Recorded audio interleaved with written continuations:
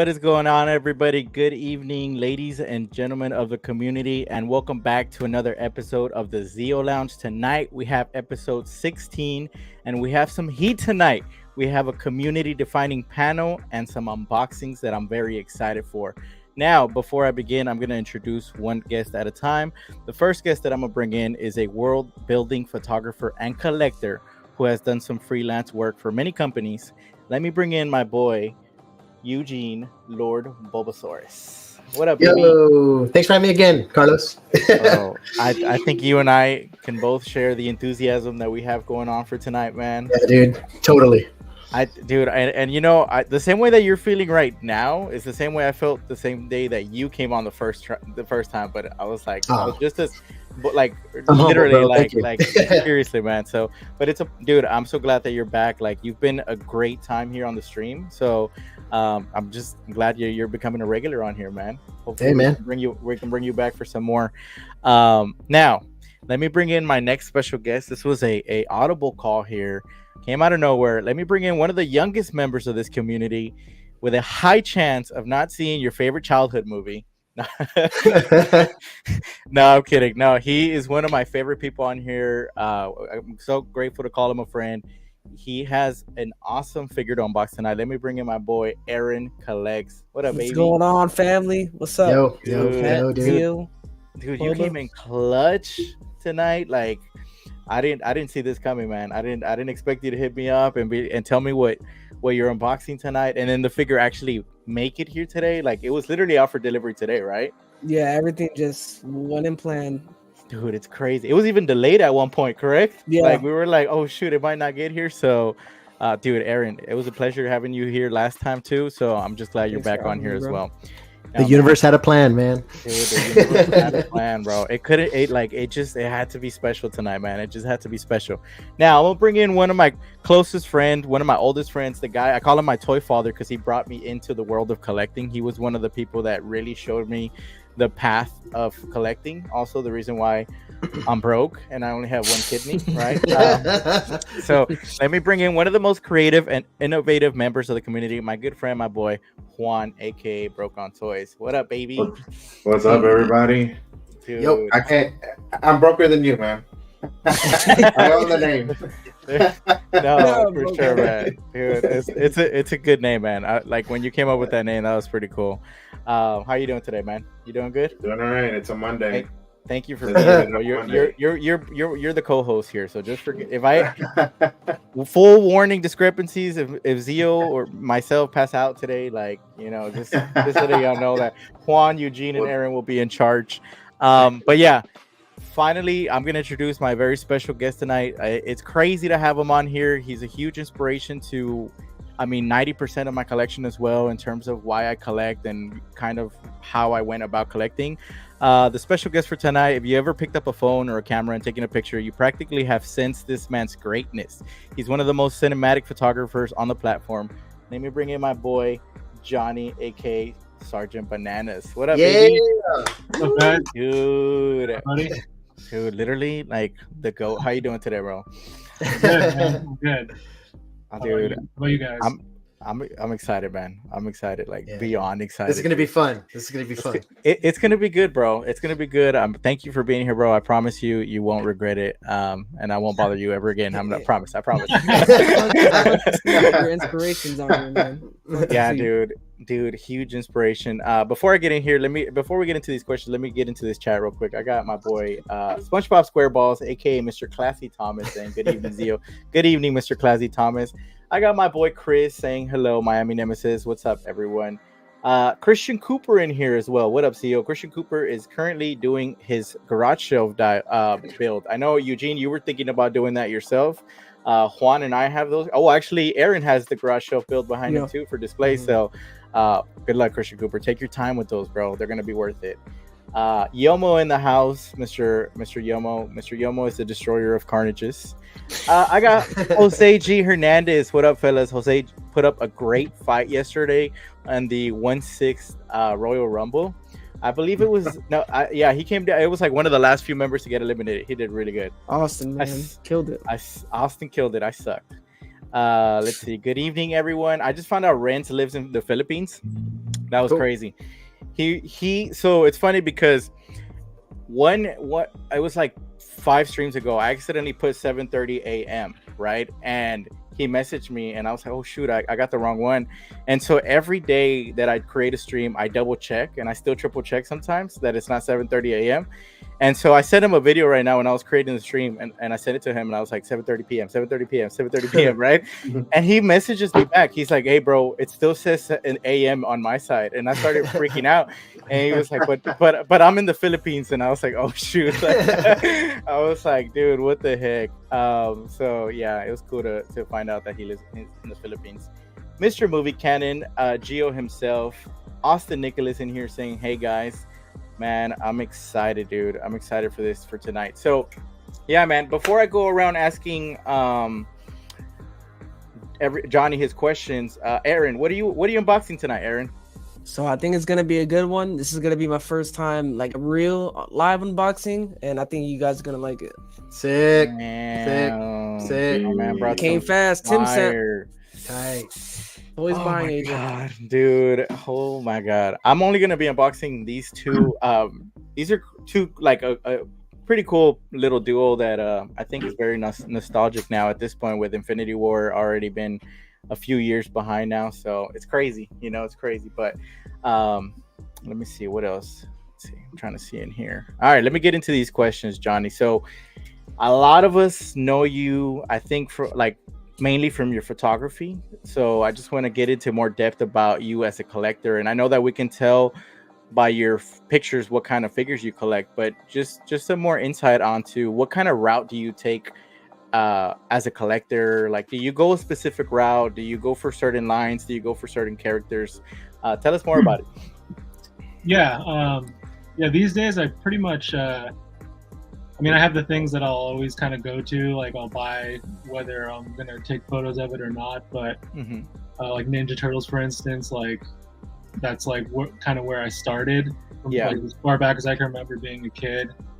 But like these days, like when I look at figures, like I look at them from like, an inspiration perspective of like, what can I do something cool with this? Do I get that feeling from it? And yeah, that's kind of like where the figure lives and dies these days. It's like, oh, do I see something fun with this or not? And it's like, but then the collector part of me is like, but you got to still get it even if you don't. So yeah, you gotta get everything regardless. That's like a crackhead collector mentality, or just like I gotta get it all. Like I just, even if like what I just said, like I try to stay to that, but I don't do that great of a job, honestly. So I do buy a lot of things that just are cool looking, or I'm a fan of the character, stuff like that. It's difficult to limit yourself. Like Eugene and I were talking about it last time, where we were like, and I spoke to Juan about it too. Like sometimes you want to get a figure just because you want to photograph it. Yeah. And then like 90% of the time you don't even photograph it. You still get the figure, right? Yeah. Like, so it's hilarious how that works, man. I don't know. Aaron, you do a little bit of toy photography as well, right? You take some pictures here and there. I saw your profile the other day, and I was like, what route do you take whenever you're shooting? Like, do you just grab whatever figure you want, or how do you go about it, man? I just grab random figures, and I use an app to just edit it. I'm very, very new to it. Yeah, I want to be like you guys, but I'm on an iPhone right now. I don't have a camera, and soon I'll have a camera, but I gotta work my way up. Dude, you got. Hey, dude, we all started somewhere, bro. And trust me, like for example, like I've started on a cell phone. I'll tell you that right now. Honestly, man, like you can. It doesn't matter like what your gear is, dude. Like you can make it happen regardless, Yeah, man. I know.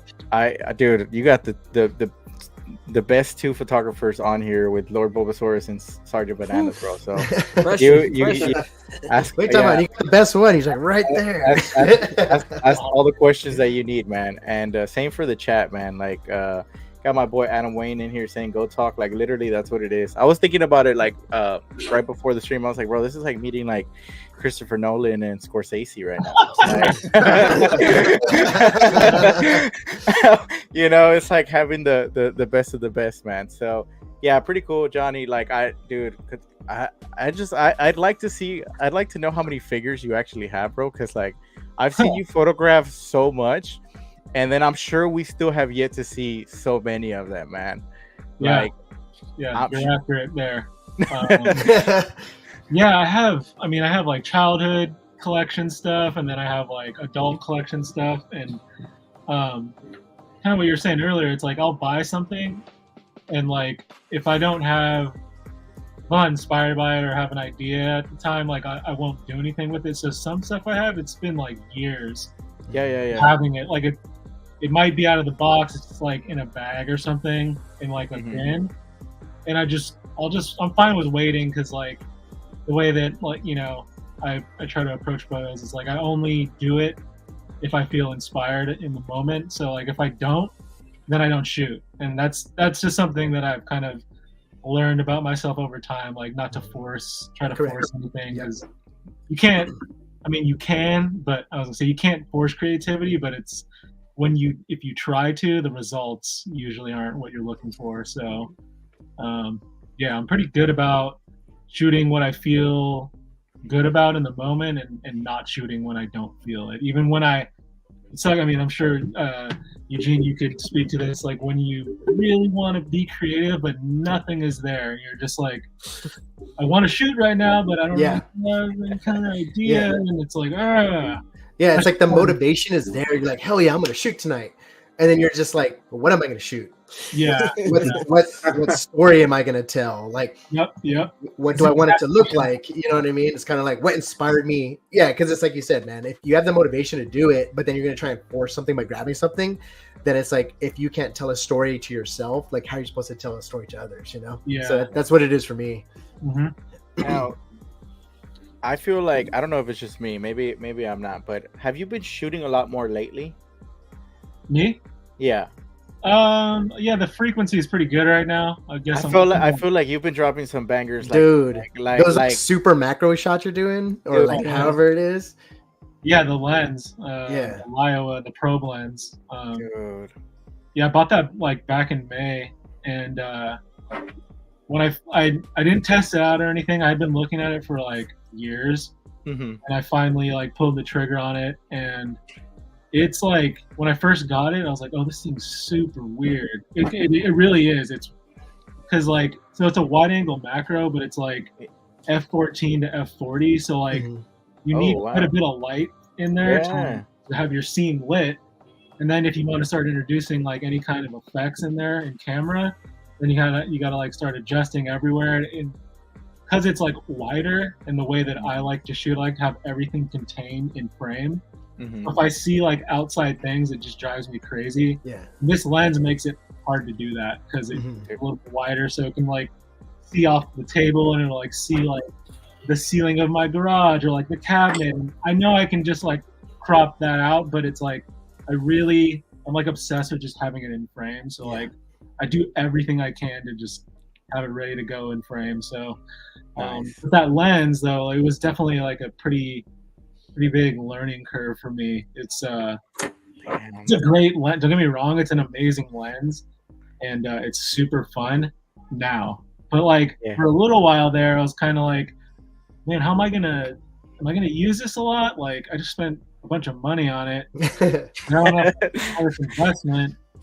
And I mean, that's the impulsiveness of like the collector side of me. Just like willing to just, you get that itch, and I want to buy something, and it's like, for this thing was pretty expensive. So for a little while there, I was like, I don't know if I'm going to use this that much. But now I'm like definitely like getting the feel for it, and like kind of like finding my style with it, which has been super fun. So it looks fun, bro. It looks fun. Like we don't see your trials that you've had and stuff like that. Like we just see the end product. So it is interesting, like to hear that side of you, like learning that, because like we see you and we just think you're just a master at everything that you do.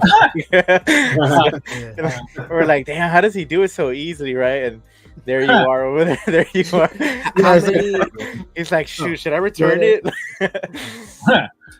Yeah, that crossed my mind, but not like in a serious way. I was like, how many shots do you think you would do, like for one figure, or just Yeah, I mean, it varies from the ideas, you know. So like sometimes they come together real quick, like it just happens super easily, and then other shots it's like takes like days sometimes, or I just like to let it like sit there and just kind of marinate, like because I have the option to, because this is my space in here, so like I shoot in here all the time. No one else is gonna come in here and needs to like use the table that I'm using or anything like that. So like I do have the luxury to let things kind of just sit there and marinate for a little bit, and sometimes like I'm finding lately that I'm doing that more, and I enjoy that more because like I'll have something at like I would say 90% where it's like I could edit this and it'd be good probably, but like I'm gonna sleep on it, and then when I come back in the next day, see if any other like anything else sticks out to me, like what else could I add, or do I need to take something away from the photo or idea.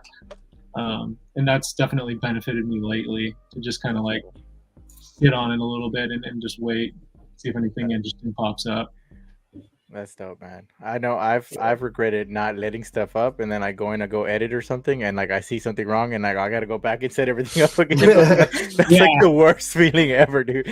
Yeah, I've been there. Yeah. Something's out of focus, and it's like, damn, like. Yeah, because it's not even always like, oh, I could Photoshop that. It's just kind of like, no, like it needs to be natural. It needs to be raw. You know what I mean? Yeah. 100%. Let me address some people real quick. I have a question about something you brought up right now. My fiance in here showing support. Hey babe, thank you for being here. Let's see who else in here. Diorama Project. Yo, what up, baby? Thank you for being here. Aaron, people are already excited for that Vader. Rand saying Lord Bobasaurus' Nightmare Batman photo is amazing, bro. That was thanks, man. That was fire. That was. He's like, I meant Eugene. Hello. Oh yeah, that's my boy Diorama Project. He's from Washington. If you guys need dioramas, he makes dope ass dioramas. He made like my castle and like my JoJo up there. Yeah. Hold on, can you zoom in up there? Like it's. I mean, they're different pieces, but like, yeah, dude, he makes quality work. So I suggest you guys follow him, hit him up. Real cool people. You can talk music with him. All the good stuff. Johnny's like, let me borrow that real quick. Let's see. I got my boy Brick Artemis saying, "What's up, everyone? Hey, yo, Mo. Dang, Eric has Vader, dude. He has, he's straight friends with Howard Chang. Korean, my brother. That's my little brother. What up, guys? What's up, Chris? Thank you for being here, bro. Yeah. So okay, but real quick, you were talking about your space, man, dude."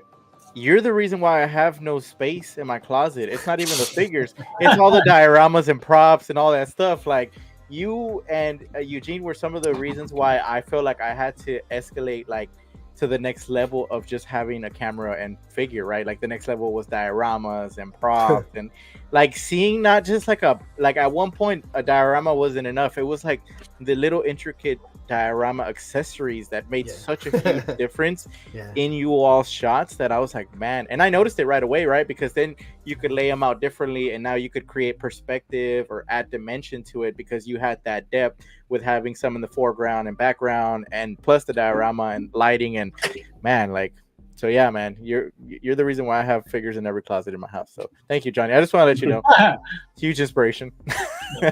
Sorry for the debt. Yes, he's like, sorry for the debt, for real, man. And now I'm trying to get into it. Now that I've been collecting more 1/6, I was just talking to a few people that I want to build a diorama for 1/6, but you can imagine like it's huge to have a diorama for that. Yeah. So I'm gonna be very careful with the route that I take. Eugene was telling me to just build certain pieces of it and work from that, and I thought that was a great idea, man. Or get a mortgage and get a small house made. You know what I'm saying? Yeah, the house. 1/6 dial is gonna be crazy big. So yeah, like if you could just make it work with a few select pieces, then that'll definitely save you a lot of space and money. For real. I know. It gets as cool as it would be. Like when I used to shoot a lot of 1/6 like years ago, and it did get to the point of like, okay, yeah, these look amazing in photos and stuff, but like I think the direction I'm heading is like I want to have like sets that are to scale, and like to do that with like 1/6 stuff is like it's different, kind of unreasonable for me. So yeah, I made a kind of a not a permanent switch, but I made the jump to like diving into like 1/12 scale, like I was. Have you ever tried like well, I'm sure you have, but have you ever considered going like a smaller miniature route of photography? Like I know some people do 118 a lot. Mm-hmm. Yeah, I mean, I have a bunch of acid rain stuff that I've shot over the years, and I don't have any like specific dios that are like 3 3/4 scale, but like, you know, I think I found like over time, like even with 1.6, it's like you hit the right perspective. It doesn't. You can make things work that are out of scale. Gotcha. And so like that's also can be part of the fun and the challenge at times too, to just make what you have work. And I've in the beginning, like before I had all kinds of different dioramas and sets, like I had a select few and I made them work for as long as I can for as many things as I could. And so I think that actually benefited me in some ways, like to be able to just kind of adapt my environments when I needed to. Yeah. But now, like I'm lucky enough to have so many where, like, when I think about ideas and like stories, like I'm like, do I have the exact thing or not? But generally, like I think just because what's in my like cabinets and stuff, like I keep like a mental note of that. So when I'm thinking of ideas, it's like I'm almost like thinking of that at the same time. Like, oh well, like if I want to shoot this, like I have that, so then that will work. And then I just kind of like start to brainstorm a little bit. Yeah, it's perfect. Like how far back do I need to put this diorama piece to look like forced perspective that is actually that's another thing, right? I've seen you because I've seen you work with the there's a Star Wars diorama that I've seen you shoot, and where you did the Cad Bane. That one was really cool, man. The one that I really like that you have, man, that dude, I think it's so awesome. It's the gas station dial. Dude, that's such a dope dial, man. I really man, Terraformer killed it. I think that's why I got the trees from him, because I remember you using those on that tested video. Bro, I fell in love with those trees, man. So those trees are sick. Real quick, let me see. Hey, my man Eugene, you're the best, dude. Miss you. From Diorama Project. All right, you too, man. Aaron, go ahead, bro. You can start unboxing, and then we can just showcase as we go. And then I'll keep going with these questions real quick. So I know that we're talking. Oh yeah, go ahead. Where does the inspiration from the idea come from? Like, is it something that you just kind of used to, and you just over time you just kind of think back at certain pictures that you've taken, or is it kind of like an everyday thing and you just apply it to your photography? Are you just talking about in general, like for photos, like so it comes from like all over the place, but I think a constant source of inspiration is the character, the figure itself, and just kind of like building a story off of like what that character would be doing and things like that. So it's like kind of a series of questions. I'll just start to ask myself, like, okay, like if I want to shoot, you know, the Joker, like where would I imagine him to be? What would make sense? And then if figure that out, and then like, okay, he's gonna be like in the city street, and I'm like, okay, well, what time of day? What makes sense for this particular Joker? So then I just keep going down those questions until like I feel pretty good about it, and then start setting some stuff up, checking lighting, and then it's in that part of it where I'm like, it's a make or break for me, where I'm like, it looks good right here, I'll keep going, or like it doesn't look that good, maybe I'll just wait and see. Maybe I can leave it up and then just come back to it. But the figures themselves are for sure inspiration, and then all other, I mean, movies, you know, music. Just sometimes I'm walking around out, you know, in town or something, and I notice the way the light's hitting something, and I'm like, that's cool. And then I'll just kind of like make a mental note of it and be like, how could I use that in a photo? How can I make something look like that? And so I guess I'm looking for it everywhere, honestly. But a lot of the time, since we are shooting toys, it comes from the toys, the figures themselves. Do you catch yourself just looking at environments now? Like I'll drive. There's been times where I'm driving home or something, and then like the light is just like going through like a bush in some fashion, and it's almost looking like something I'm like, oh man, that'd be look sick for Berserk, or that would look sick if I'm gonna do some with Lord of the Rings, or I'm like, that'd be cool if I did this. But it's like by the time you get all the stuff, the sun moved already, and you're like, all right, I'm coming back. I'm coming back. Shooting outdoors, you're always like racing against the sun. I mean, I did that for years. I mean, I don't barely do it these days, but it's a lot of fun to shoot outside still, and like. I think that you never have. It's definitely worth doing. It's a lot of fun to get out there and like go to like, wherever, the beach, a park, wherever you have available to yourself, and like try and get some photos and stuff just using like the natural surroundings. That's so dope, bro. Did you start shooting with a phone as well, or was it like a straight camera thing? Yeah. So I was just using my phone. It was like 10 years ago. I don't remember what iPhone it was, but like. A crappy one now. Like this, camera, you also put the SD card in. The camera sucked, but it's also like I sucked. I didn't know anything, so like I was just like, and that's the advice for anybody that starting out. Like Aaron, he's starting out in his toy photography journey, and it sounds like cliche and a little bit corny at times, but as long as you're having fun, that is what's kept me going for 10 years. Yeah, is that it's like if it wasn't fun to me, I would not do it. I wouldn't think about it all. Like it's so fun to me where I am thinking about it all the time. I'm thinking about the next photo. What am I gonna do after this and that? And it's that's always stayed like a constant thing for me, is that it's fun, and like that's why I do it. Like there's been some amazing benefits from having fun with this, like for sure. Yeah. Yeah, that is the thing. It's like if you're not having fun, then why do it? 100%.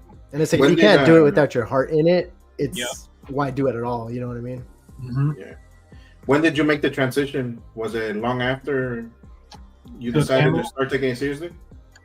Yeah, it was pretty quick, because as soon as I started taking photos of the toys, like I knew like, oh, this is super fun. I really like doing this, and it just was like, so I was doing that with my phone. I was just like setting up like these little, dumb photos of like old school Ninja Turtles and stuff, because in the beginning that's what my collection was. And so like I was just taking photos wherever I could, whatever idea I had, and just trying to make it work. And then my girlfriend is a photographer, and she ended up teaching me how to use a camera. Oh, nice. And like at first I was resistant. I was like, I don't need to use that, because I could just, He's like, automatic, got this. And your camera do this, like. That's how I am right now. It was just like, I take pictures with my phone. And then it was like one day, I remember we were at this one spot, this one beach that we would go to all the time, and I had like a Ninja Turtle photo set up, and I was taking photos of it with my phone. And then she had her camera, and she took a picture of it with her camera. And then that's when I saw the difference. And when I took notice, and I was like, I don't know why that looks better, but it does look better. And I was like, okay. And then from that day forward, it's like I started to learn the camera. And then once there was a certain point where I became kind of obsessed with like the camera part, like the photography part of it. Yeah. Once that happened, it was really over, because I guess just my obsessive personality, it was like that's all I was gonna do, and that's just how I am. Like if I'm into something that's like laser focused, like 120%, just, and so that's what happened, and that's that's wild. So I'm still doing it. Do you think that if she wasn't a photographer, you would have picked up the camera still? That's a good question. Yeah, because like I look back and I was like, as soon as I got a chance to get a camera, I was like, heck yeah. It wasn't because I had the option. I was like, heck no. Johnny uses a camera. Eugene uses a camera. So my choice was a lot different from yours, right? Granted, I did not buy it, right? So granted, but let me I'll let you finish, Johnny, and then I'll talk about it. I think it probably would have happened, but not as soon. As quick. And so yeah, like luckily that happened, and I jumped in on it like early on, because I think it obviously, you know, more time spent behind the camera. It's just like hours put in, so it just helped me. Gotcha. And not having any photography background or anything like that prior to it, like I was just learning as I went and just trying different things all the time, seeing what kind of just like go like, oh, I think this would look cool, and then trying it, like, oh, that didn't look cool, and then, you know, trial and error, and that's what a lot of it is, really. I mean, it's a different time now because toy photography on like Instagram like 10 years ago was a way different like landscape than it is now. Like there's like you said, like if you went to buy a camera because there was other people that were doing what you were interested in back then, there were people doing it for sure, but it wasn't the way it is now. So like it was, I mean, toy photography has been around forever, right? Like you can look super far back, but in terms of like Instagram and social media, like 10 years ago was like everyone kind of knew everybody. You know, it's like, oh, that's the guy that does, you know, this effect. Are we back? Has this style. And now it's just like, do we hit a hiccup? You go on Instagram and you can see like 30 new people just by scrolling the Explore feed that you've never seen before that are good. Okay. That's crazy, man. That's crazy. That's like a history lesson that I just got right now. That's crazy, man. That's cool. So, yeah, I like, you know, I used to just shoot on my phone, and then the only reason I got the camera was because my fiance took a photography course. So that's how I ended up picking up the camera. Like I found out she had one, and I was like, yo, let me try it, right? Because like I saw that people were just like the one of the main reasons was the way that the cameras capture light were very different from the way that phones capture light, you know. And that's where I found it very fascinating, and that's where I think my peak interest was just creating different light effects and things like that. How light, you know, really popped in on the actual camera, and on the iPhone it would be a lot different, actually. You know, the quality would be a lot different. And so that's what really got me to really work on the camera stuff, was once I picked it up and I had some lights, and I was like, damn, bro, like why do the lights look so much better on here? And and it's ever since then I was like, oh my god, like I had to like try different lights, try different things with lights and things like that, because it was fun, right? Like that's probably one of my favorite parts about photography, is the lighting part, like playing with lighting and stuff. Yeah, dude. Lighting is everything. Lighting is everything. Like, and so with that being said, do y'all have a favorite part? Like, is it the posing? Is it the setup? Is it the post edit? Like, where do y'all find not the most joy, but one of the funnest parts of photography? I mean, I'm sure lighting is gonna be up there, but I don't know if y'all have something else. Yeah, for me, I'm gonna say lighting, because that's where you can create mood. That's when you can create intensity. That's when you can literally do everything with lighting. And no joke, like just do this one time when you're setting up. Just move your light around your subject and just see like how you can capture somebody who looks like, if, for example, you shoot like a Joker figure, you can make it look just like a portrait, but you could do it from like to the side, and then it just creates a whole mood. But hey, since we're on the subject, I know a lot of people have heard this already, but Johnny is actually the reason I got into toy photography. So like, no joke, always been a toy collector, like for many, many years of my life. And then one day I bought this one figure and I was like, oh, this is sick. And Instagram was only out for a couple years, I think, at the time. And I was like, well, let me look it up. And guess whose photo popped up of it spraying blood? I was like, that's badass. I was like, who's this? I was like, who the hell is Sergeant Bananas? You know what I mean? That's so fun. Johnny, it was this right here, dude. This is it.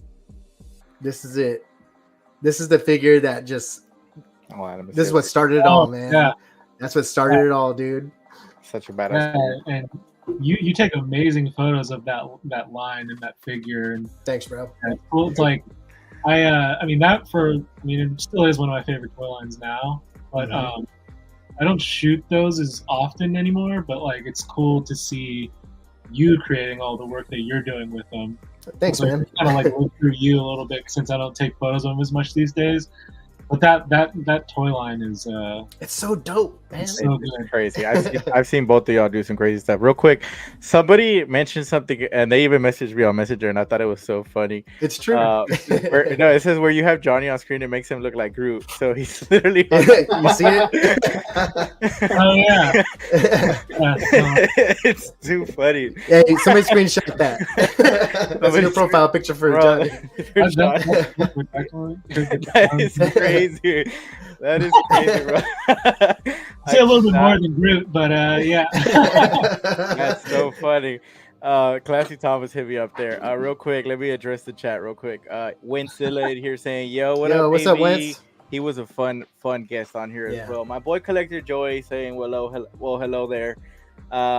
And then the good old, so Winsilla talking about the good old days back on Instagram, when Instagram was definitely a different platform than from what it is now. Yeah, for sure. Collector Joey saying Sergeant Bananas is my idol. Yeah, we Collector Joey and I have talked about your shot. I remember him telling me that one of his favorite shots that you took recently was the one with the Green Goblin. That you shot the Green Goblin and the Toby. I don't remember specifically which one, but we were talking about it. And I remember, I think I even messaged you. I was like, bro, is that a hot toy? Like, that thing looks so crispy. Oh, yeah. But it was the bomb. Yeah. Yeah. I was like, damn, bro. Like, I literally thought it was a hot toy, and it was literally an SH Figure Arts. And I was like, that's how crazy that the quality and the that's the lens. That was that lens you can. Is that a 1-to-1 or 2-to-1? Do you know? I think I don't know actually. Okay, because those shots are crazy, man. Okay. You can get I could touch the figure and still get it in focus. Damn, that's insane. That's how close you can get. Like, it's also like waterproof too. Like, you could, if you were out somewhere, like a little river, you could like stick that lens into the water to a certain point. You're saying that was buying new lenses after this. I know, like everybody's gonna go spend a quick little buck here. Question, Johnny, is that probe lens that you have the regular probe lens, or is that a different one where the lens goes on the side? Because that one has is that an attachment or is that the actual lens? So it's like it's called the Paraprobe. Mm-hmm. So that one comes with like a periscope barrel, so you can it turns 360. Mm-hmm. And then it comes with a direct view barrel you can swap out. So that's dope. Cool. That's dope. I've wanted to use one for video purposes, little, because you could do some crazy stuff with video and stuff. So super you cool. could do some behind the scenes of your dial shots and just run it through the dial or the scene. Yeah. Oh my god. Yeah, if I was good with video stuff, I could, but but yeah. Bro, I'm sure you would kill it. I've seen some pretty cool videos. Oh, this helmet was a bitch to put on. That's a hot tip for you. Show us, bro. Show us. Wait. Sick. Dude, that sculpt is awesome. Look at that glare. Dude, that's dope. Does it light up in there? Sick. Well, just the chest and the lightsaber. Okay. Oh, does it light up in his mask? No. Oh, okay. Damn. Yeah, that's what I was wondering. Bro, he comes with so much stuff, bro. I know you've been busy over there. I was like, let me give him a second to take it all in, bro. That's. I know a lot of people love Star Wars. I know a lot of people love Vader. I know a lot of people love Hot Toys. But I know I've heard a lot of good stuff about that figure. Like the hype behind that figure is pretty up there. And I hope I get mine eventually whenever they decide to ship it. But hey, Aaron, what do you rate it? 1 out of 10, right off the top of your head. 9.5. Okay. I just don't like how they putting the helmet on. It's annoying. That's it. I think you're flexing on Collector Joey here, saying, I mean, that's cute or whatever. Because where he got it from, they were supposed to ship it day one, and it hasn't even moved yet. Oh man, that's it's okay. Gotta go it's okay. He'll get it eventually. All right, Johnny, we'll move on to the next question. What was your first 1/6 scale figure? Now you can talk about 6 scale, or if you want to go 1/12, whichever route. But which one was do you remember what was your first 6 scale figure? It's a long time ago. Was it a Back to the Future figure? I was just thinking that Well, that was definitely the first hot toy I ever got. So I think that was it. The first Marty. Yeah, I'll just say that because I don't. Okay. Remember. That's the memorable one.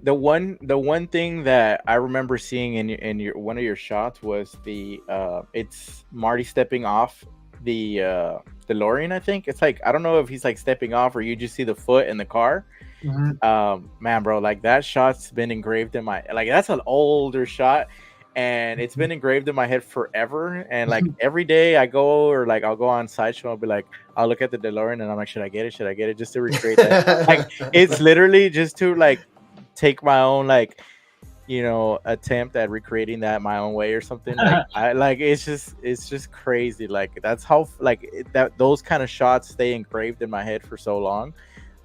So I vividly remember like those shots with that Marty and the DeLorean, and that Marty though needs to reissue because that 2.0 Back to the Future 2 Marty is going for a little penny. So I hope that they do that. I hope they do that, man. Because hey Carlos, what are you talking about? You have those 6 scale Batmobiles, man. What do you think I'm trying to do, man? I can't do anything. I don't know what you're talking about, bro. I don't know what you're talking about. No, I don't have nothing. But dude, heck yeah, man. But what about 112? Do you remember your first 112 figure? Because I know you have like TMNT, like you had a lot of but like once you started collecting, like did you start off with like Marvel Legends, NECA? Like, did you go like some specific route? Well, so back in the day, I guess you could, if you want to consider this 112, like I started collecting Spawn stuff. Oh yeah. Some of those could be considered 112, like the older ones, a little bit bigger. And then I was collecting the Toy Biz Legends for a little bit. Like I remember getting like Wolverine and like Deadpool and stuff. Yeah. And then some of the like Soda toys, the Street Fighter line they used to have back in the day. Those. So those were like some real early on 112 figures that I was collecting. Gotcha. And then there was kind of I always bought stuff, but I wasn't always like collecting like heavily. Yeah. So, like there was a period of time where I was like not super heavy into it, and then once the toy photography stuff kind of kicked off, one of the first figures that I bought was like the Sand Trooper from like the first Black Series wave. Oh yeah. That's the first wave. Yeah, we were getting that R2D2, and then getting like Pilot Luke and Darth Maul. I think I don't remember if that's the first full wave, but it's at least wave 1 and 2 if it's not the first wave only. I got those, and like, yeah, at the time, like back, you know, Instagram back then, like there was a lot of guys shooting Star Wars, so I got into that. I was inspired by the guys that I was seeing doing some cool stuff there, and yeah, those are some of the early ones. And then at that time, there wasn't a ton of like Ninja Turtle stuff out there. Like, I mean, I kind of missed the boat on like the comic TMNT stuff. So like those were super expensive, but the bootlegs were still easy to get. Oh, nice. So I got those, and after that, it was just kind of like I kind of reached a point where I was like, what's interesting to me, which is kind of where I still am now. I'm like, oh, that looks cool. That looks like it'd be fun to shoot. I remember you used to shoot this like trooper all the time, right? Oh yeah, I know what you're like. It was like him in like different places, and like so like that's some of like your older work that I vividly remember as well. Real quick, I want to share that I have my first, I think this is a one of a kind. No, I'm kidding. This is a 1/6 scale Sergeant Bananas here. So dude, that looks really good, man. I that know sculpt looks really good. They knocked it out of the park on that. Yeah, the detail on that's really good. But yeah, I love it. I hadn't like I've had these figures for like ever. I just never unboxed them. But story of our life, dude. It's crazy. Like I'm finally getting around to unboxing some of this stuff. But yeah, that's my 1/6 scale Johnny. So from now on, he's gonna be. That's right there. From now on, he's gonna be Groot. Let's see. Show us a little bit more. That is sick. Look at that boy. That is sick. Yeah, I gotta mess around with him more, but This is what I Would can you- do now. Would you say top 5 in your collection automatically or no? Yeah. He's like, without a doubt. Without a doubt. What are you streaming on right now? On your computer? Yeah, laptop. Send me a picture with your phone online. I want to see it. Like I need to see that, bro. It looks fire. Let's see. What was I saying here? Yomo saying, "Yo, what up, Yomo? He's the GOAT. So cool. Yeah, bro." This is probably a question that should have been asked at the beginning, but how did you come up with Sergeant Bananas? Yeah, so it's pretty simple. I when I was making the account, I was like, oh, what's a Ninja Turtle character that I liked as a kid, and that was the Sergeant Bananas figure I always liked a lot, so I just went with that. It was actually almost Mondo Gecko, but I decided on Sergeant Bananas. So. Freaking Marvel's What If episode, like a different Johnny Gecko right now, not Sergeant Bananas. True. Because, dude, if they make a sequel, if and when they make the sequel to Mutant Mayhem, like, dude, you imagine if they make Sergeant Bananas an actual character. That'd be crazy, dude. Because like they did Mondo Gecko, like, you know what I mean? They did all these other characters. So like, if they bring Sergeant Bananas in the sequel, dude, like your inbox can get blown up, dude. That's crazy. Hopefully he can, that figure too, right? Really badass, like a updated one would be cool. Yeah. Let's see. Did you ever get any of the 6-scale turtles by any chance? Yeah, I have the Mondo ones. All the Mondo ones, right? Yeah. What about the NECA ones? Did you ever get the big ones, or did you just stick to the 112 ones? Yeah, no, I have those too. A huge fan of TMNT. I think I have all of the movie ones. Dude, Johnny, I remember you did that shot with the quarter scale. I think it was your quarter scale, Leonardo, and it's with like the tall grass. And oh, dude, I was like, man. I was like, am I really about to buy this quarter scale figure because of him? I think that might be one of my most liked photos. Period. Maybe like from other people. Like I like it a lot too, but like that photo, it was just like it was one of those. I was walking back to my car actually, and I was like, this one spot that I used to go to that was like on a bluff, and again, it's like one of those things. I was walking and I just noticed the grass, and I was like, oh, it looks cool, and I just like took him out of my bag and just like set him down. And it was super quick, and that was the result of it. So that's what happened. Yeah. You captured like the essence, man. Like you can't explain. Like you didn't just capture Leonardo. You captured like what it is to be a Ninja Turtle. Like, you know. Yeah, that's high praise there, dude. I wouldn't say it just to say it, dude. For real, man. For real. Let me see. I need to go back and find that shot. Let's see. Oh, here. What figure do you gravitate to the most in your collection? Is there a figure that you specifically always look at? Perhaps you always want to photograph this figure, or just has a special place in your collection?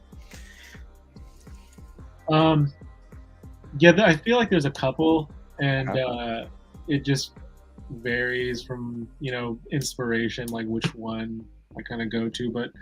For there's a period of time there where like the Mezco Popeye, I remember that. That's one of my favorite figures. It's been a while since I took any photos of him, but it's such a great figure. There's a lot of like cool accessories and just fun stories to tell with that figure. And the other one is the Mondo Iron Giant. That's that one. Wanted that figure forever. Those two right there. It's like whenever I go back to them after a while, it's like feels like home almost. It's like, oh, that's awesome. This is like awesome. Yeah, dude. That you got a water tower? Was it a water tower that you shot with that that Iron Giant? Was it a water tower? Right? I think it was. Such a dope accessory, bro. I remember you posting that. Yeah, I was at this local toy show. There it is. Shit. Let's look at this. Look at this, Johnny. Like, dude, you did that. That's insane. Dude, that's so freaking dope, man. Like, that's how memorable it is, man. Like, I remember that shot. Yeah. It's funny. I do love that shot, actually. And but Leo's not my favorite turtle. and he was the first one to be released out of the 4. So I had that one, and I remember thinking after I took it, I was like, man, I wish this was Donnie, because Donnie's my favorite. But honestly, I think it wouldn't have worked as well because the contrast of the blue with the other colors to me really like pops. And I don't know if purple would have worked as well. And I think Raph was the second released one, and I went back to that spot, kind of trying to go back to the well there a little bit, and it definitely didn't. It was like a once in a lifetime, not once in a lifetime, but it was there. I was there at the right moment that first time, and I tried to go back again to kind of recreate some of that magic, and it just didn't click. Because it's like Mikey and Raphael, the red and orange kind of blends in with like the sunset and everything like that. So I think blue. I think it was the right one, and it was by default it was the only one. So at the time, it was the only one. So. Yeah, it worked out. That's so cool. That's Have you ever taken a picture and be like, nah, this one's not for the internet, this is for me? Because it sucks, or because no, because you like it and you're like, I don't want to. I guess the picture that you've taken that you really like, and you're like, it's your precious, man. Like they're not worthy. They're not worthy of this quality. The other part, it's not. I haven't taken any that I'm like savoring or just like, because I like to share them because that's part of the process. Yeah. So I couldn't. I don't know. Like if I was in love with it, I'd have to share it. So like, there's no way. But I do take a lot of photos that I don't share because I'm like, nah, this ain't it. So, dude, on my current memory card, there's probably about 25 shots on there that I have yet to either pull off, try to edit, or anything like that. Because I'm like, I'm not feeling it. But I have edited shots that are like from like a year ago. That I'm like, you know what? Like I see it differently now. So now I'm like touching it. You know what I mean? I've thought about that before, and I have this thing where like it's like, what have I done lately mentality, where if I have old photos that I haven't edited, but if I go back and look at them, I'm like, I need to create something new now, something that impresses me now. This is my perspective, so I'm my own work. So I'm like, if it didn't impress me enough then it's, why would it be good enough now? And I should create something that impresses myself now. So I actually, hats off to you for doing that, because my dumb brain won't allow me to do that. I guess what it is for me is like, so prime example, I'll give you straight up. I think it was like 10 shots ago that I did. It's that it's one of the Noda Studios figures, and it's the one that he has like a sword on fire, and I have like a lot more orange tones in there. Oh yeah. I shot that a long time ago, probably like when it first came out, and I was just like, there's something about it I don't like. And I guess what influences, like, you know, you imagine you watch different shows. Like I watch a whole bunch of anime from that point. Like when I first took that photo, something inspired me that just lingered in my head. I happened to look at the photo. I'm like, oh shoot, I forgot about that. And I start, that one right there. Trust me, when I first shot it, the way I have it there is not that was not my intentions. But again, like I've seen a lot of like fire style effects in like anime and like other movies, and I guess that kind of like, again, like it lingered with me. So I was like, okay, I want to do something with fire effects. You know what I mean? Yeah. So that's crazy, bro. I mean, I got a closet full of fireworks right now, but I don't think it's the time to use it. Yeah. Thanks for that, Johnny. Thanks for the firework addiction. Dude, for real. I have a bunch of fireworks too that I've been sitting on for years, and I mean, where I live now, like they're not legal, so I'm a little bit sketched out about using them over here. Mainly because like I don't know the neighbors well, so I don't know if they're like flip out or whatever. Not trying to burn any bridges without, you know. Just introduce yourself. Oh, hey, I'm Sergeant Bananas, and they'll understand, bro. Like, hey, we can tell you're bananas. That's just light shit off over there. Like, that's too funny. So yeah, I mean, and plus, like with the fireworks stuff, it's really fun to do, but I think that the way that I go about photos now, it's like I would only do it if it really like went with the idea and the story, because I think that period of my photos was more driven by the effects themselves. So it was more about like, oh, let's capture a cool firework effect, and then the rest of the photo would kind of just be whatever it was. Like, the character's doing this, but now it's like there's so many layers to how I approach a story or want to tell a story, to where I would only do it if it made sense to me. And yeah, sometimes I can't get out of my own way, and it's like double-edged sword, because sometimes it's like, oh, I just want to create a cool photo, and maybe it doesn't have to make sense, but my brain is like, it needs to make sense. You have to. Yeah. I think it's just because I'm obsessed with the storytelling part of it, where I'm like, absolutely. I'm always like, oh, this would be realistic to what would happen, or you could see this, you could imagine this, you could imagine the character doing this, walking this way, being in this environment. You could imagine the trash being there, and that garbage would be in that place. It would be in that time. Like, whereas before I was just like, let me just light this off and go boom, and be like, so it was it was still fun, but I think now it's just different for me. That's dope. It's maturity in the hobby, For sure, man. That's some serious maturity right there, because like you're focused, like you said, on the story, and it shows, man. Like your work, I remember that era where you were doing a lot of fireworks, and now it's been more and it always has been cinematic, but I think the emphasis on cinematic is a lot cleaner, crispier, in terms of what you've been working on lately, which is your lights, dude. Your lighting, the lighting awesome, is. Dude. Really? I'll be scrolling. I'm like, God damn, Johnny. Shit. Dude, I could spend an hour right now, like the next hour, just asking him questions about lights and stuff, because of how crazy it is. Like, I love that part. Like I said, that's my favorite part about photography, is the lighting. And dude, like some of the shots, like when I take, like, I know y'all are more experienced in terms of like knowing what y'all are doing, but like I take some shots, and like a couple of days later, I'm like, how the fuck did I do that shot? Like, because it's just like experimenting sometimes and like recreating it. It's not always the same and stuff. So it's just it's crazy, man. Well, I mean, as the longer you do it, it's like more reps in, you'll remember, like muscle memory. So like I know what to do when I want to get this sort of vibe and effect from the lighting, and kind of like similar to like I treat lighting like it's an effect. Yeah. So when I was going through the different types of practical effects, lighting was like, in a way, sort of the last frontier for me, at least right now, but it's so broad to where you can always expand and learn more. Yeah. But it was like, once I got to that one, it was like, I've been obsessed with it ever since. Like the other ones would be like, I'm doing this for like months, and then I kind of move to the next, but lighting continues always, always, because it can go with all the other ones.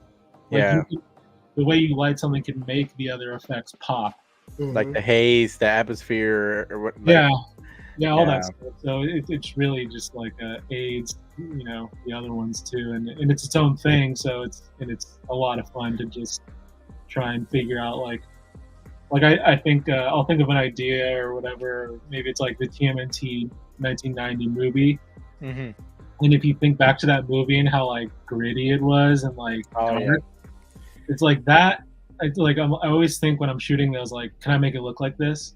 And I'll just like mess with the lighting a bunch, and like usually like I can get it pretty close. And like I do that with a lot of things where I'll just like, if it's a movie, I'll be like, what's the vibe of the movie?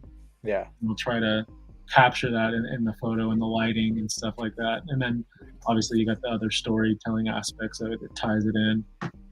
Well, yeah, I've done that a little bit more often. Like I'm watching a movie, and I start wondering like what kind of light source they use or how they place the lighting and stuff to diffuse the lighting and stuff. So I find it interesting, like, because some of the lighting is more like practical, and some of it is just set design, but the actual light source is coming from somewhere else and stuff. So I find that aspect fascinating. And I think, Eugene, you've shared a few behind the scenes of like movie scenes and stuff like that as well in your stories before that I kind of like followed and stuff. So it's just crazy, man. It's crazy. I love it, dude. And then your practical shots with water, with rain. I was just gonna say that. Oh my god, dude, those are I think that's what you're saying, right, Johnny? Like when you get your lighting down, like it can accentuate all the other things you're doing, like any other effects. Yep. So it's like when you do your rain shots, man, like you can tell you got that down to a science, man, because like you got your ISO right, all that good stuff. Because you can see every drop the right amount of space, you know. So it's awesome, dude. Thanks, man. I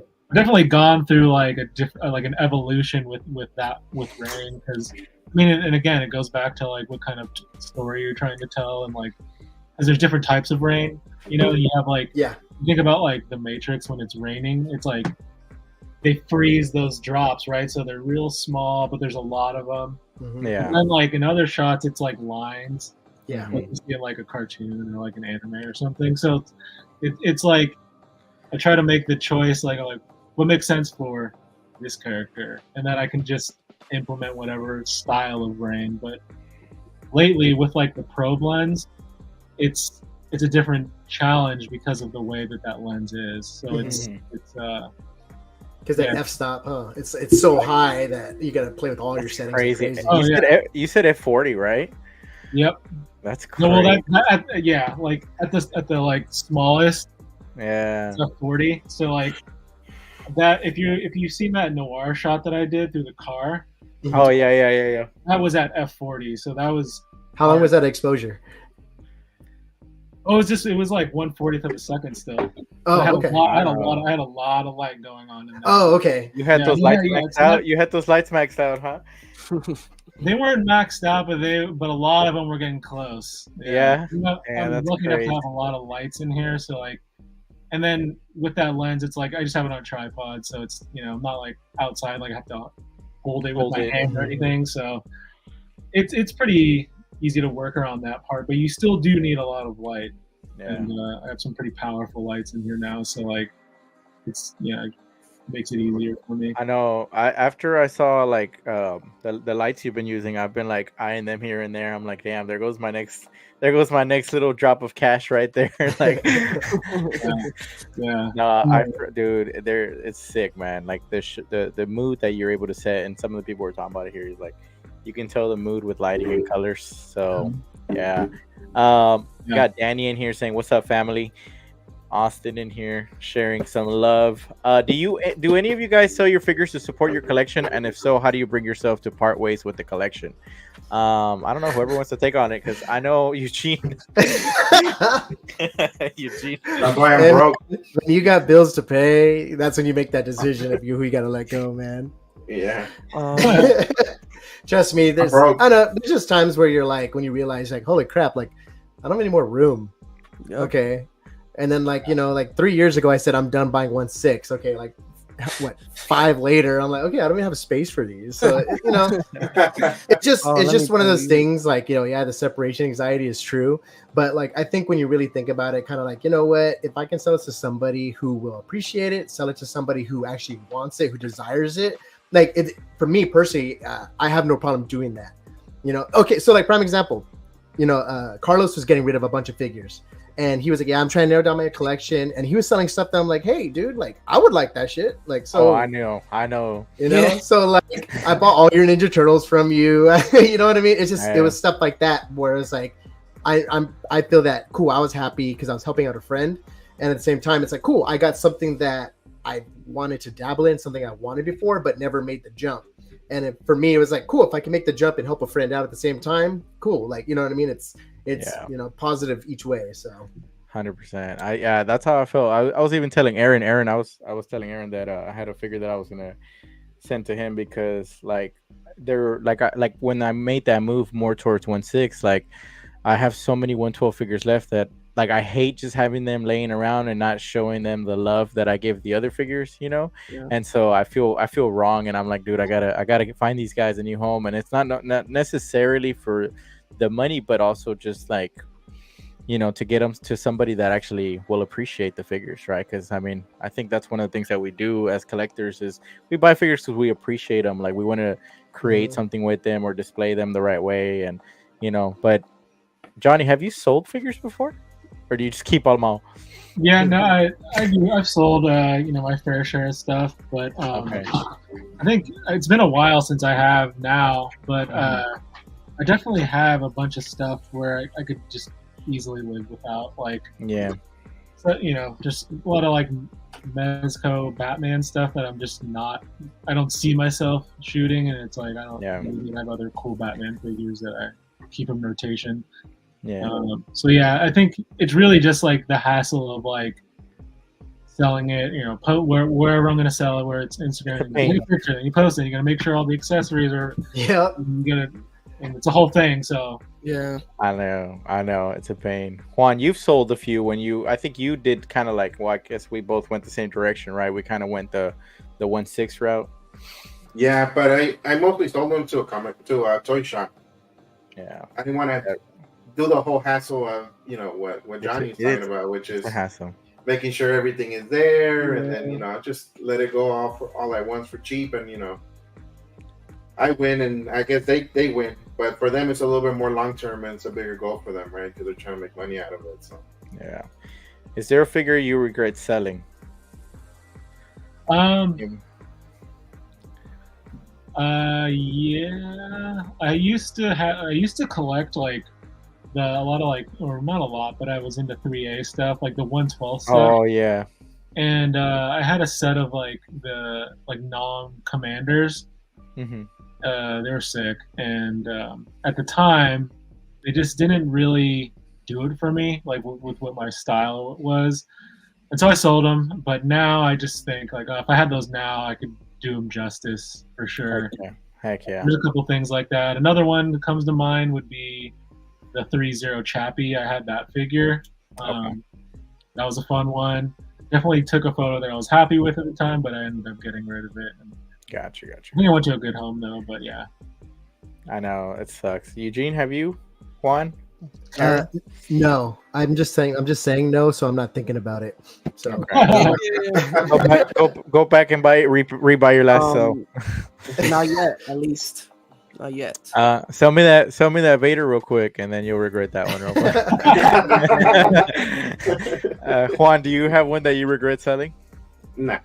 No. Once I made the jump to 1/6, that was I haven't sold any 1/6. I mean, we trade between me and you, but yeah. Other than that, it's I can go see them, so I don't. Really I know care. You can come over. So I think the only one that I regret selling like the most, I had a pink skulls, the Mezco pink skulls, and they were going for a pretty penny, like at a certain time, and I was in college and I needed some fun, so I remember selling them. And I remember regretting it. And later on, I went back and bought them again. But then I realized that I never even opened them. So I was like, I'm just going to get rid of them. So I ended up selling them twice. And then I ended up getting because they ended up making them again. They made like another like the Rock Band set. And so I ended up getting those. And then I sold those too. So, it's crazy.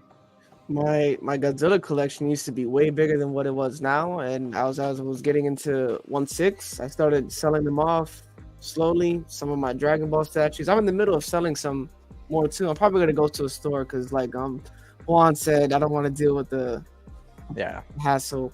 But I had to fund the 6 skill. Yeah, that's how I got all these. You got a lot, bro. You got a lot. I know some people. A year. I know that's a lot in a year, bro. That's you went ham. Okay, last question for you, Johnny, before we get into the ranking game real quick. What pre-order are you looking forward to the most currently? Right now, I guess it's no longer a pre-order because I paid for it, but the Mezco Turtles. Nice. Oh, nice. Yeah, I'm looking forward to those. You're gonna do some nice shots with that, man. I'm sure you're eager. Do you have ideas already? Like you kind of already had some pre-ideas in there? No, I don't. But I'll just wait and see when they get here, and then I'll kind of just go from there and see what feels right. If it might be one of those things where I don't shoot them for like a year. I don't know. But like I'm looking forward to the actual figures and like checking them out because I was at Comic-Con this past year, and so they had to play there, and they look real good.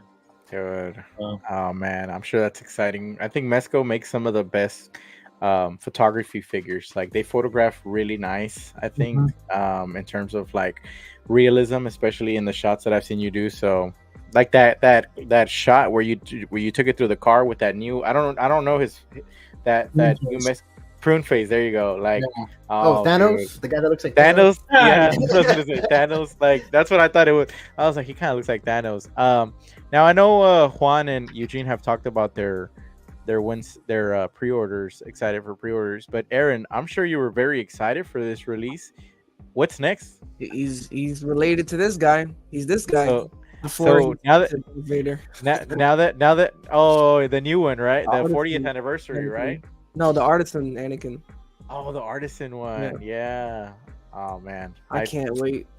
The Anakin with the good hair. I missed that. Hey, we might catch you on the ZEO Lounge again, man. Let me bring up this ranking game real quick. Yeah. All right. So let me bring this in here. We're gonna wrap it up soon after this. I don't want to keep it here too long. Okay. So let's rank some TMNT characters. So I was like, bro, I couldn't think of a better thing to have you rank than some TMNT characters, bro. I was like, this dude literally is like TMNT themselves. So, so the way it works, right? You want to have the best of these characters at 1, and you're saying 5 is the worst character, but I'm gonna show them one at a time. You're not gonna know what's next, so you're kind of like blinded by what's coming next. So make your best decisions. All I'm gonna tell you right now is I'm working against you. My goal is to put the best one last. He got me in the first game. So I got him last. So is it just 1 or 5, or is it you can go in between? No. You're just gonna get 1 at a time. You're just gonna. No, I mean, you can pick. 1 through 5, but like once you pick your number, that's it. Okay. Yeah, so you can put it at 2, 3, 4, wherever you want. So here goes the first one, and then everybody else will participate in the chat if they're participating as too. So real quick, where would you put? 1. Casey Jones. Wow. Damn. Wait, who said that? Johnny said number 1. Is that your favorite character? He's one of them. Okay. He's like, I'm not risking it. Wait, hold on. I can only say 1 once? One time. Yeah. Correct. Oh, okay. I probably messed up then. Yeah, you don't know what. I thought I had as many as okay. No. Dude, he got me so bad 2 weeks ago. I was like, no.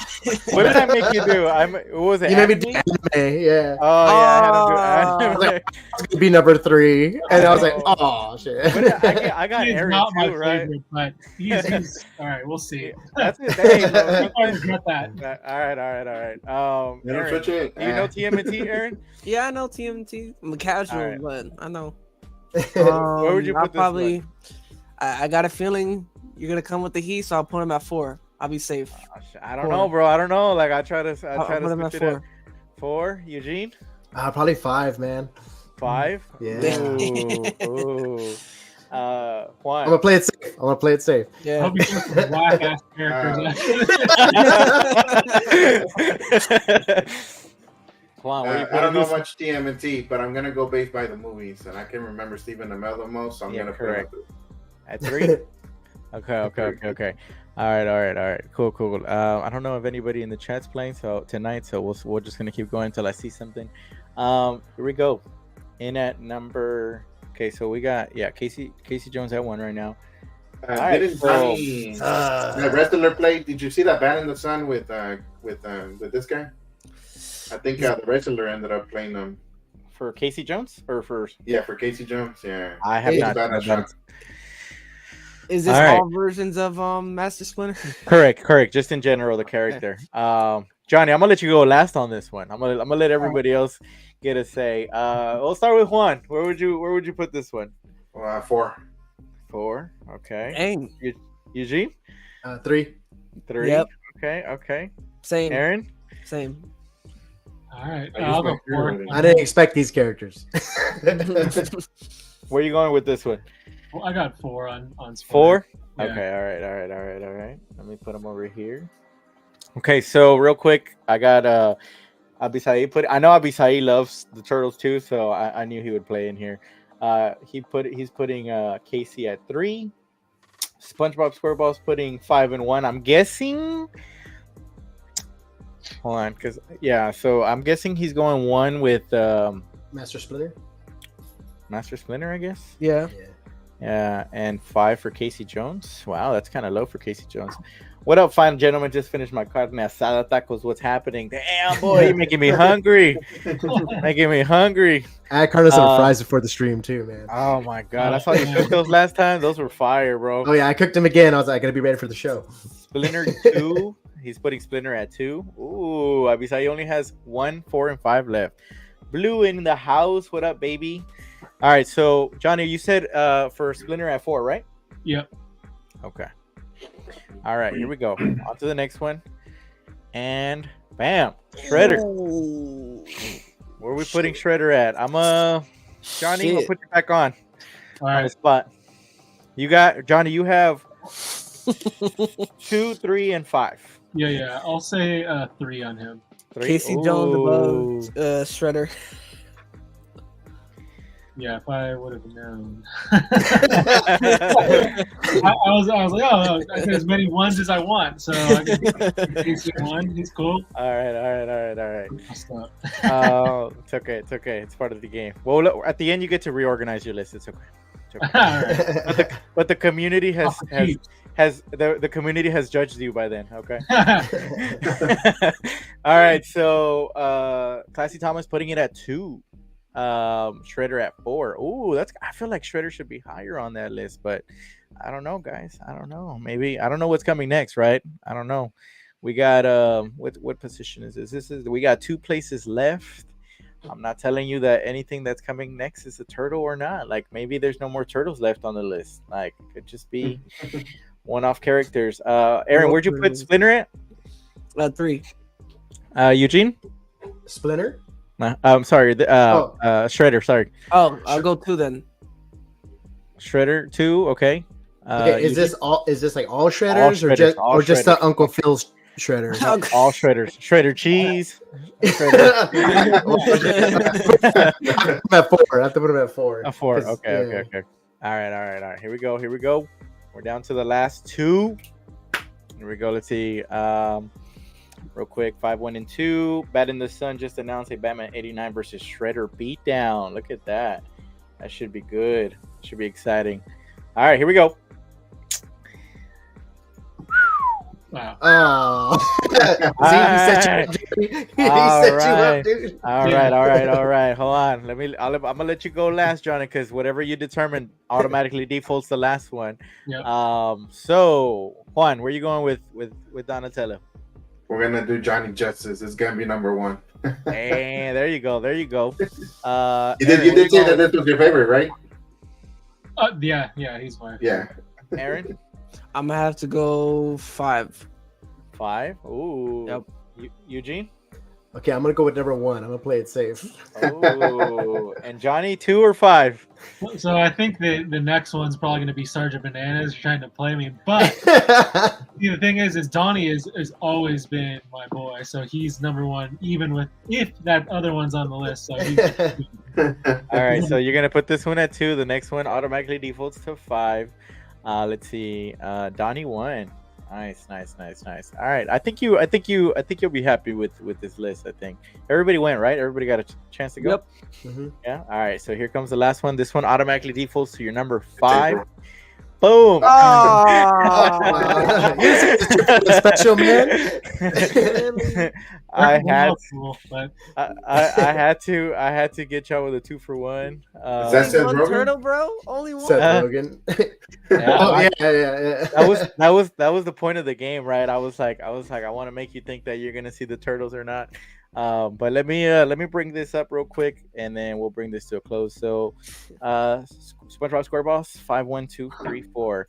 All right, so let me pull this up here so we can see Johnny's ranking and share it with the community so they can judge him as a TMNT fan.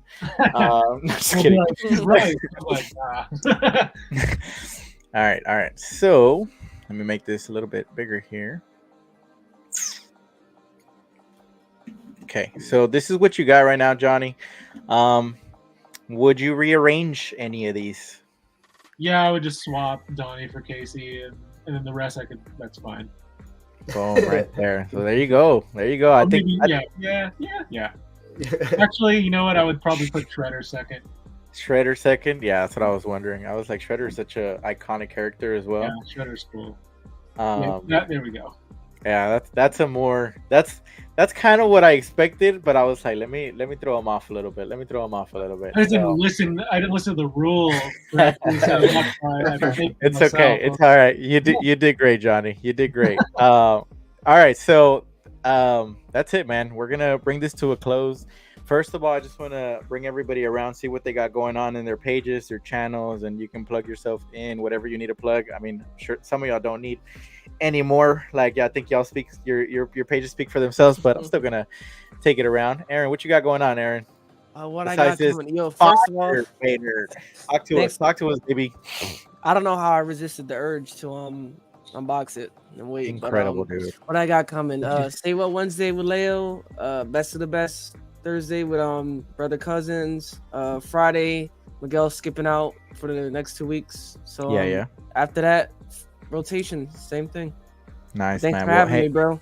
Dude, thank you so much for like really saving that experience and sharing it with us. Like, it means a lot, man. I'm not even done. You know, like I know, but like, it's crazy, man, that you were able to get that and save it for us. So appreciate that, man. Yeah, thank you, man. Thanks, dude. That was fantastic. You really. Now you can I borrow it? I know, right? We're gonna invite it. We're gonna invite him to the meetup, and he has to bring it. So if you're willing to pay $700, yo, I can't believe somebody did that, bro. Dude, on. What you got going on, bro? Talk to us. We got the We'll Push show tomorrow at 7:30. Special guest ZEO. The movie, and then and that's it. You know, Freeze Fridays with my phone photographs to try to keep up as much as I can. Sergeant Bananas Jr. Yeah, you're in the doing making, great, bro. You're doing great, man. A Chiquita banana or something like that. Oh, that's good, man. Eugene, what you got coming, bro? What you got going? What can you tell us? What can you tell us? That Batman shot was fired today, bro. Thanks, man. Yeah, there's a new Nightmare Batman shot. You guys saw me do the unboxing on that a couple weeks ago on this show. Thanks for letting me do that, Carlos. Yeah, that's pretty much all I got going on. There's a lot of cool stuff coming out. So just stay tuned. Stuff. Heck yeah, man. Thank you for being here, man. Once again, always Absolutely. A pleasure, bro. Thank you for having me. And Johnny, dude, this is so awesome that you're here with us, dude. It's this ridiculous, is awesome, bro. It's awesome for me too. Thanks for having me. This is charity work for him, right? It's an honor. He's like, this. I'll deduct this from my taxes. All right, Johnny. Dude? I don't. Oh man, dude. The floor is yours, bro. The floor is yours. Yeah. I mean, nothing really going on outside of the normal. You know. Probably have a new shot up on Wednesday. Heck yeah. I don't really reveal much other than that, but yeah. Just if you want to see some more photos, you can check out my Instagram. Thanks again for having me. Bro, it was a lot of fun talking with you guys, even though I chose Casey as number 1. You're good, bro. You're good. You are fantastic, bro. Like, for real. Like, dude, for you to take the time and join us, and join, like, specifically my channel is, dude, it's literally like make a wish right now, like Wish Foundation. Yeah, dude, like I literally, it's like, it means the world to me, bro. Huge fan. Like, I told my fiance, I was like, hey babe, I was like, Sergeant Bananas is gonna be on there, and like, she really does not dwell into the world that we dwell in. Yeah, but she was like, but she would, like, she knew, she was like, oh my god, is that like the really good photographer? And I was like, one of the best photographers, along with Eugene and Aaron Collectz and Broke on Toys, you know, like some of the best. No, man. So thank you for being here. I linked everybody's descriptions down below. Their Instagrams are down below for anybody watching live or on the replay.